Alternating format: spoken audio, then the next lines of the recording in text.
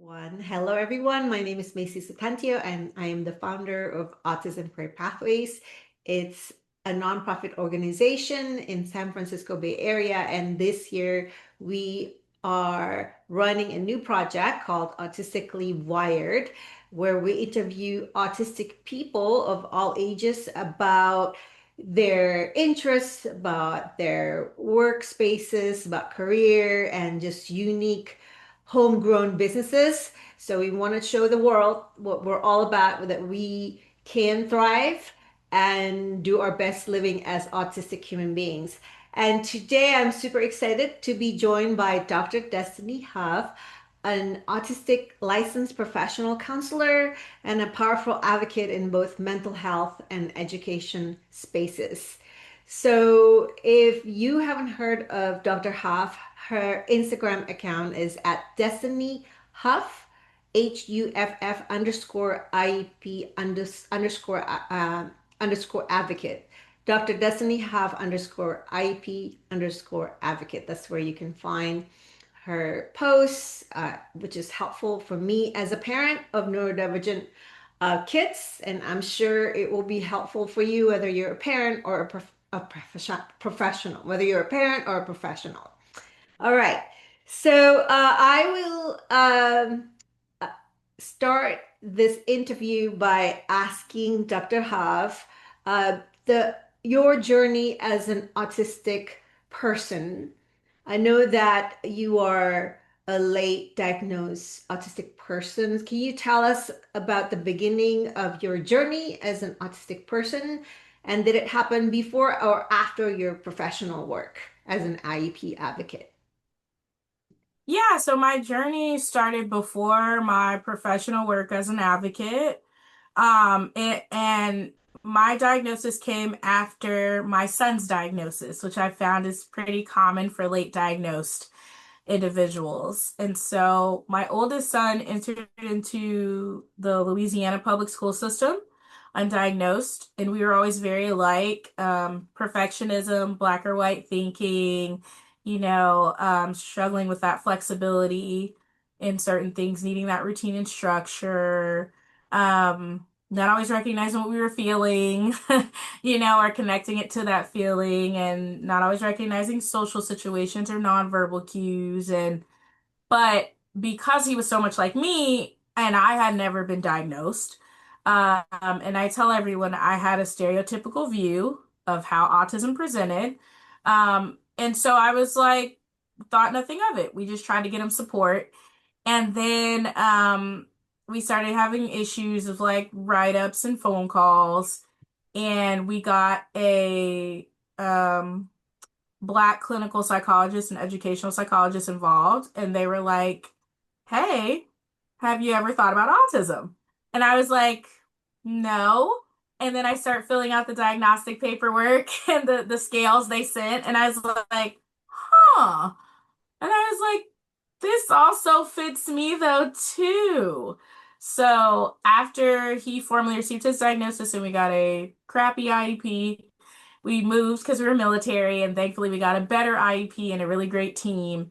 And then at that time, I sought out a diagnosis from a psychologist that was familiar with diagnosing women. And then that's how I got my diagnosis. Thank you so much for sharing your beginning journey. So, what do you think makes you a unique autistic advocate, sitting in IEP rooms and supporting parents and autistic students or neurodivergent students? So, what makes you different than other professional IEP advocates? Well, I think the first thing is that I am autistic and ADHD. I am Mm. neurodivergent. And so I am, even though I was not, and I'm always very upfront about this, even though I was late diagnosed, so I did not have an IEP or a 504 when I was in school, I am able to look back on situations in school that impacted me. Also, I am a parent of an autistic child and a parent of an ADHD child. And so I'm also able to understand from a parent standpoint how you can feel like you're doing everything for your learner and then feel like that's not being understood in the school and that they're just being looked at as a child who's not getting support from home. I think the other layer that I have too that makes me different is that my mother and sister are both educators. And so I have many conversations with them about the educator mindset and what the educator might be thinking and how they're viewing things. And so those three dynamics really, I think, help shape me as an advocate at the IEP table. Yes, I'm sure you're constantly thinking about possibilities of modifying the learning environment for the students. Hmm. And how do you gather the information when you have a new neurodivergent student referral? How do you gather the pieces together to make that big picture that's different than all the reports that you that you all the reports that you read about the students, the Yeah. language and all that. Yeah. So I start off with I told my parents there's several documents I'm going to request automatically when we start working together once I'm hired, and that is I want the special education evaluation that the school did, and I want the most recent one. So that could have been 3 years ago, that could be the one they did last week. I want the psychological evaluation with their diagnoses, the most recent one. Sometimes some learners that I get, they're 9 and they were diagnosed when they were 3. And I'm like, that's okay. I still want to see it. I still want to see what the recommendations were. I still want to see, what they were saying about their processing speed and their motor planning and, looking at their communication, receptive or expressive. Then, if they have a functional behavior assessment, which we call FBA, or if they have a BIP, a behavior intervention plan, I want to see those. And then I want to see any related service assessments, whether private or school related. So if they're in private speech or occupational therapy or physical therapy, I want to see those. If they're in speech, PT or OT for school, I want to see those. What that does is it gives me an idea of how this learner is looked at in the school environment as well as outside of the school environment. It also gives me an understanding because I am neuroaffirming, which means that I believe that we always need to presume competence and we also need to honor autonomy and agency, that what they think of the learner. A lot of times how reports are written, yes, there's very medical like language. Yes, there's all these terms in education, but when they start talking about observations and things like that, I'm really able to see, okay, this is how they view this learner, or this is their opinion of this learner, and that could be impacting the quality or lack of quality of services and supports. Right, right. That's true. That's true. Now, I read about working in schools, working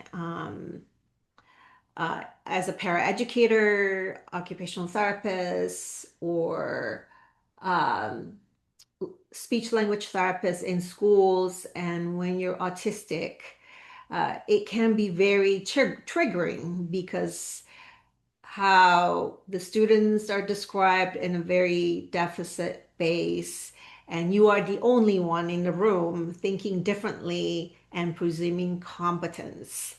Hmm. So if you can give tips or advice to autistic people who are working in the classroom, working really, really hard to undo the harm, and they're always in a burnout situation, what would you say to them to help them thrive? Because every day is a survival. Yeah. Yeah. I mean, I think one of the things that I see that neurodivergent individuals come across that do work in like school settings is the battle against the compliance, right? Because there's this perception of how to do things. And one of the things that we're not really taught, which I really push for my learners, is self-advocacy and boundaries. And so learning your boundaries, learning that as long as you're checking the box of the curriculum, you are following the rules. And so you can run your classroom in what feels comfortable. And I think that's the biggest piece that a lot of neurodivergent staff struggle with is that, they're saying, I'm not checking the box, but it's really that you're not doing it in the way they want you to do it. And that's why I've seen some staff who like leave a school and go to another one, or they have to find a setting that works for them. But I think you have to work on that self-advocacy and you have to be comfortable setting that boundary and saying, yeah, I am following the curriculum. My kids are learning. They are accessing the setting. It just doesn't look the way that you want it to look. And of course, you don't say it like that, but you have the ability to back it up with the way that you're doing things and how your kids are progressing and how they are learning. Yes, yes. And what do you do for fun, Dr. Huff? I know that you were a professional, but you're also a mama, and I'm sure you do a million other things. What do you do for fun to just let all the stress go after two IEP meetings in one day? Like, what do you do? That's very important for aspiring autistic professionals working in schools to know that you're important. Yes, yes. So I love to read. So I read mystery thrillers. I also do puzzles. I also do things like with my kids and my husband, like go out to eat or go to the movies. Um, and sometimes I have a chair. So when I was growing up, I wanted like my own like chair and like a reading corner type situation, like watching all the TV shows. I was like, that would be so cool. And so for my birthday last year, my husband and my sons bought me my chair. And so I have a place where I go sit. I have a blanket. I have a little like clipped lamp to my chair that I bought offline. And I sit there and sometimes I'm reading my book, but sometimes I'm just sitting there watching like a game on the TV. Sometimes I'm sitting there just like scrolling through Instagram. But it's like a comfortable chair that I sit and relax. And then the other thing is I'll lay in my bed with my weighted blanket. And my kids and my husband will come and they'll like, of course, and we have a dog and he'll come and they'll pile in the bed and I'll have something on the TV. But just like laying and relaxing and not doing anything. Those are all the ways that I like to kind of decompress. Oh, and I like Sudoku too. Okay. Well, you have many special interests and me time. And do your family members, do they respect your me time and need for space? So yeah, my children know. Go away. No. Close No, the but they door. actually do because I've taught them how, like, there's been times where I will be touched out. I think every mom knows that phrase, touched out. And my husband and my sons are all cuddlers, and I am not. And so they'll come and be like, "Oh, we want to cuddle." And so I've part of that boundary for me has been explaining, like, how sometimes your brother's tablet's too loud. And so you don't want that. Sometimes you don't want a hug or you don't want this. And I'm like, that's how mommy's feeling right now. So my kids actually are very respectful of that. And sometimes they'll even say, like, when they see me like going, they'll be like, Mommy, I think you need to relax. I think you need a break. Like, you seem like you're really tired and you've been doing a lot. Well, good for you and good for them. Yes. Yes. Yeah, yeah. So the next several questions uh, will focus more about aspiring autistic professionals, future professionals, that because they are autistic and they know they won't fit into the traditional professional roles working in school.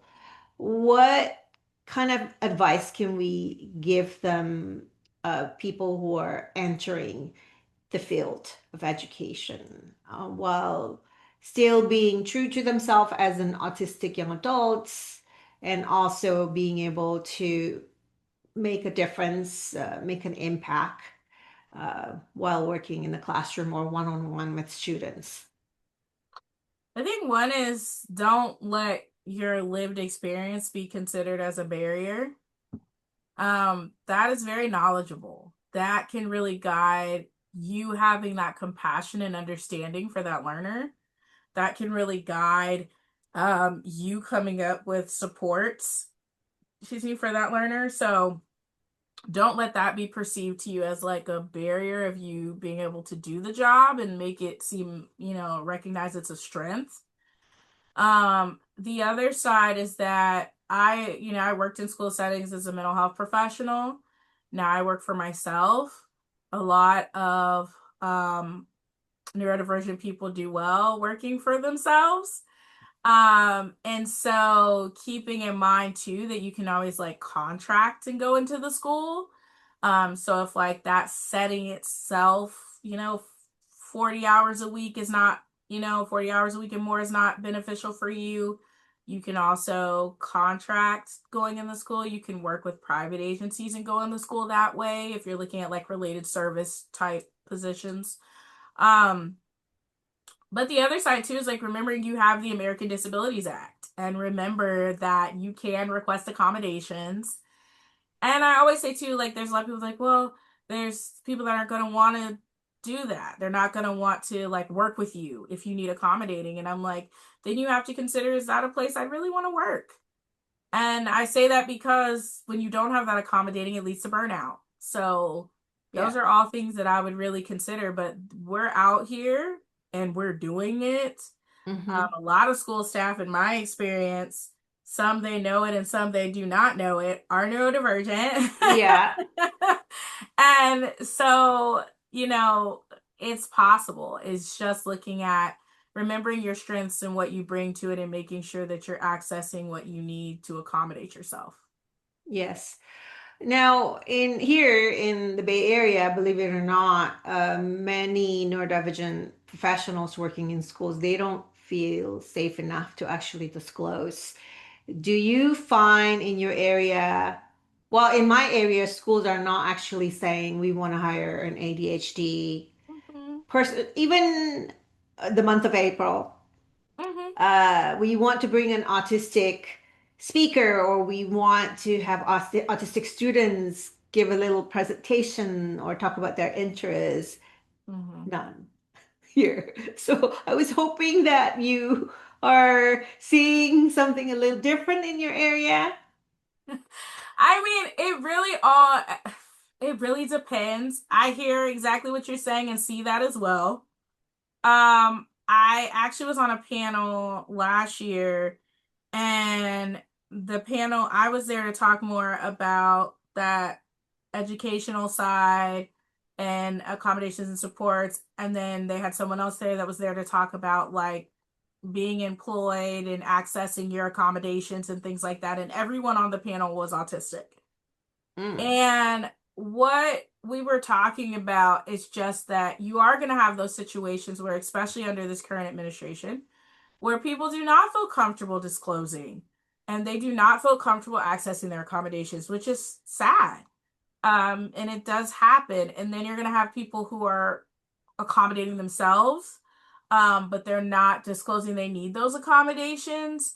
And so you definitely have to determine if, like, your direct supervisor, um, if that's a safe place for sure. And I yeah, don't want to discount that. Like, you definitely have to feel safe to request those things, and you have to feel safe to access them.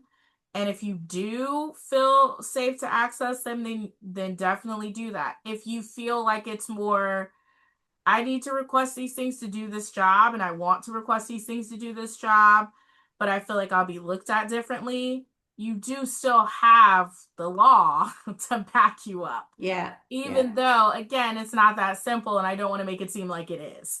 yeah. um but yeah, unfortunately, I do see that, I do hear that, and it really does depend on the openness of Hmm. the people that you work with and like your direct Yeah, supervisor. yeah. So it's very situation specific. I hope that's going to change someday. But the good news is now with social media, we can find other people like us with similar career. Do you have any favorite Instagram or Facebook account that would be good for autistic people wanting to work in schools or already working in schools, do you have any specific group that might Yeah. be helpful? So there's the lived experience educator, I believe is her handle. She's neuroaffirming, neurodivergent. Also I think sometimes too, we can get wrapped up in our diagnosis title, but the way in which somebody is practicing in our field aligns with how we want to practice.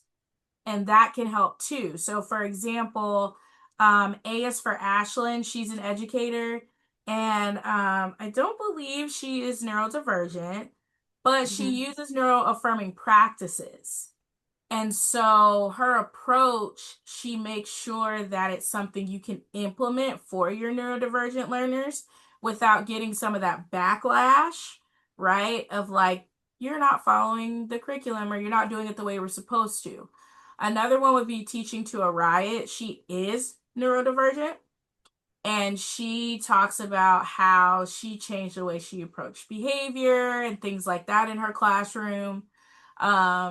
And so I would definitely recommend that. Yeah, But yeah, there's a lot of, now as thank far you. as related service providers, there's so many autistic speech therapists and OT out Yeah, there that you can absolutely find their content and you can absolutely find out like how they approach practicing in the school setting and how they handle it while being neurodivergent and definitely right. getting ideas too. Yeah, yeah.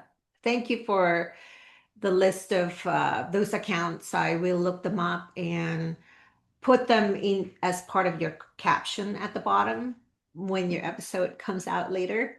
Okay. So you do a lot of IP meetings. Thankfully, nowadays you can do it on Zoom, which is great.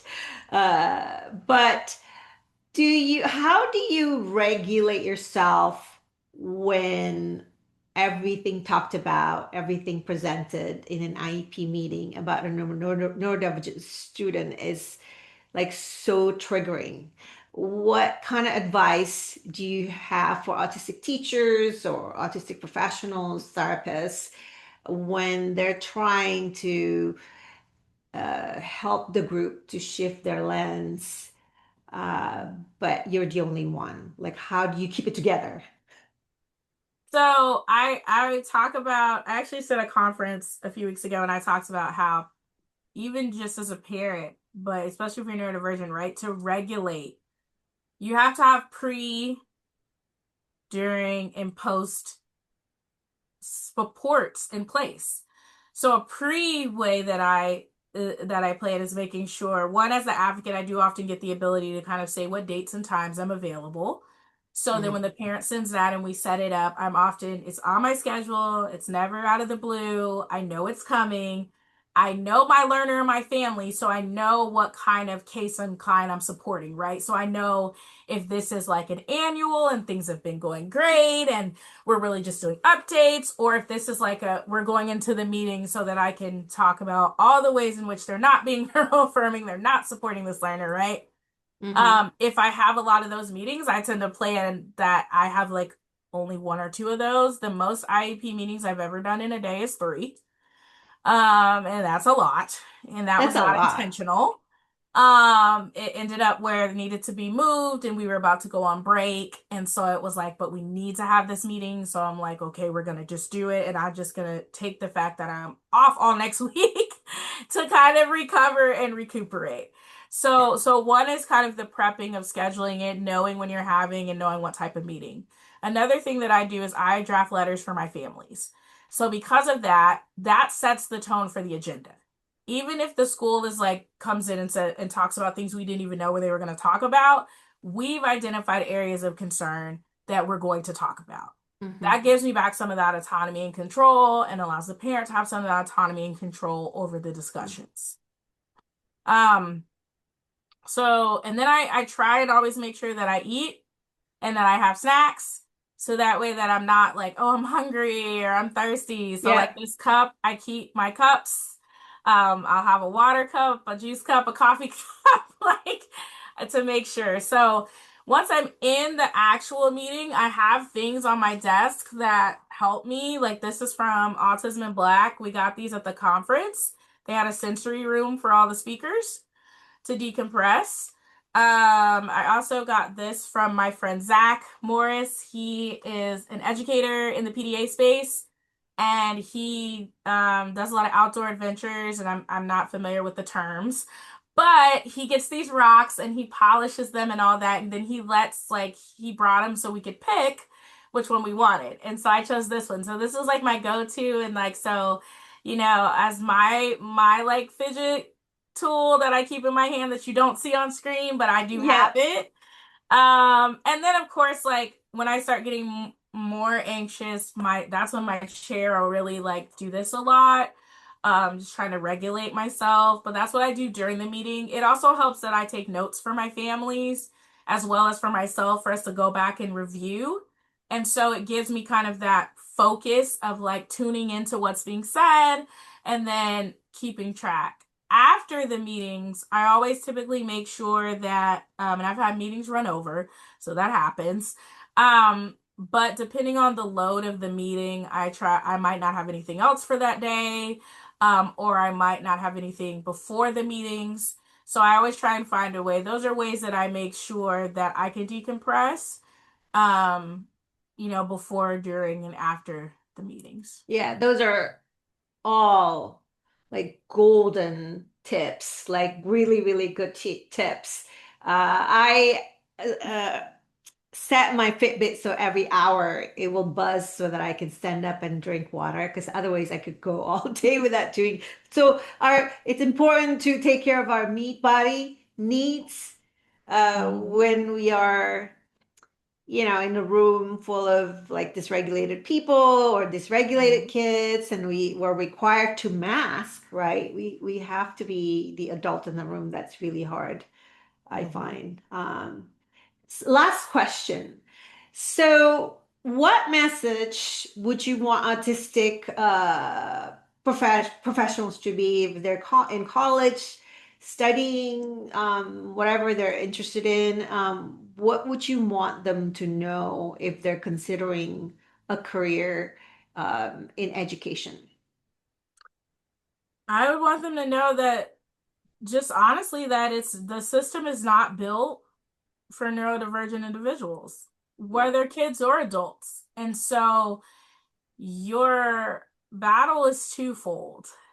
And it's Yes. coming in and protecting your space and your peace, and it's coming in and protecting neurodivergent learners' space and peace.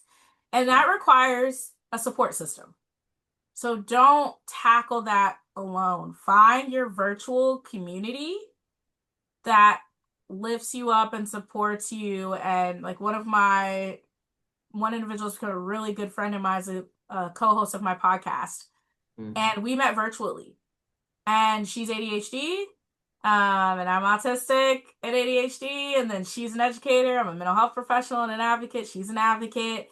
So we have so many similarities, but so many differences. But we can talk things through and lean on each other when we have a rough IEP meeting, or when it didn't go the way we hoped, or when we find out something that didn't go well for our learners. So, always remember, even though it's tough, that there's a whole virtual community out there, which can lead to an actual community, right? Because you might find someone that's in the same literal state or city you are, Yeah. and you don't have to do it alone. Yeah, yeah. And don't do it alone. But Mhm. definitely, for me, I will tell them do it because we Yeah. need more people, neurodivergent people like us, fighting for neurodivergent students because they don't even have a safe home, safe relationships at home. So yes, so we could be the game changers working with them like in school or during the therapy. So I think that was it. We did it. Woo! Thank you. You're welcome.